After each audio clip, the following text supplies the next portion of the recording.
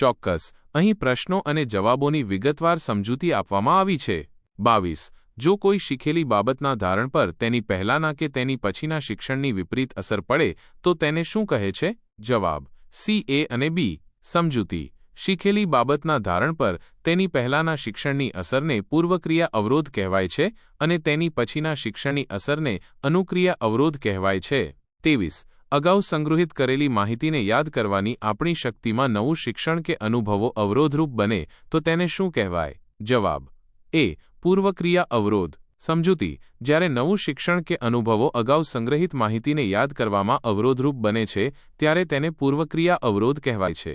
24. પહેલા પીરિયડમાં મનોવિજ્ઞાન શીખ્યા હોય અને પછી બીજા પીરિયડમાં સમાજશાસ્ત્ર શીખીએ અને સમાજશાસ્ત્રના શિક્ષણને કારણે મનોવિજ્ઞાનની વિગતો ઓછી યાદ રહે તો તેને શું કહેવાય? જવાબ: બી. અનુક્રિયા અવરોધ. સમજૂતી: અહીં સમાજશાસ્ત્રનું શિક્ષણ મનોવિજ્ઞાનની માહિતીને યાદ કરવામાં અવરોધરૂપ બને છે, તેથી તેને અનુક્રિયા અવરોધ કહેવાય છે.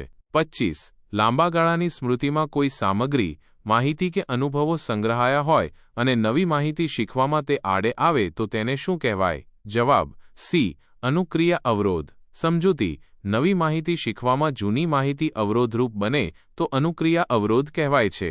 26. જાન્યુઆરી માસમાં વર્ષ બદલાય તો આપણે ઘણીવાર તારીખમાં અગાઉનું વર્ષ લખી નાખીએ છીએ. આમ થવાનું કારણ શું છે? જવાબ: સી. પૂર્વક્રિયા અવરોધ. સમજૂતી: જૂની માહિતી નવી માહિતીને યાદ કરવામાં અવરોધરૂપ બને છે, તેથી તેને પૂર્વક્રિયા અવરોધ કહેવાય છે. 27. રોજબરોજના જીવનમાં જોવા મળતી પુનઃપ્રાપ્તિની નિષ્ફળતા કયા નામે ઓળખાય છે? જવાબ: એ. TOT phenomenon. સમજૂતી: TOT tip of the tongue, phenomenon એ એવી સ્થિતિ છે જેમાં વ્યક્તિને માહિતી યાદ હોય છે પરંતુ તે તેને બોલી શકતો નથી. 28. દુઃખદાયક અનુભવો કે દુર્ઘટનાઓને ભૂલવાનું આપણું કુદરતી વલણ એટલે? જવાબ: બી. પ્રેરિત વિસ્મરણ. સમજૂતી: પ્રેરિત વિસ્મરણમાં વ્યક્તિ દુઃખદાયક અનુભવોને ભૂલી જવાનો પ્રયત્ન કરે છે. 29. નીચેનામાંથી કઈ પ્રયુક્તિનો ઉપયોગ કરીને સ્મૃતિને ઉન્નત બનાવી શકાય છે? જવાબ: ડી.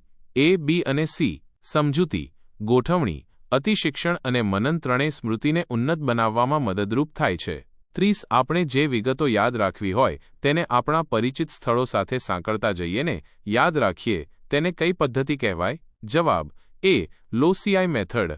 સમજૂતી: લોસીઆઈ પદ્ધતિમાં માહિતીને પરિચિત સ્થળો સાથે સાંકળીને યાદ રાખવામાં આવે છે.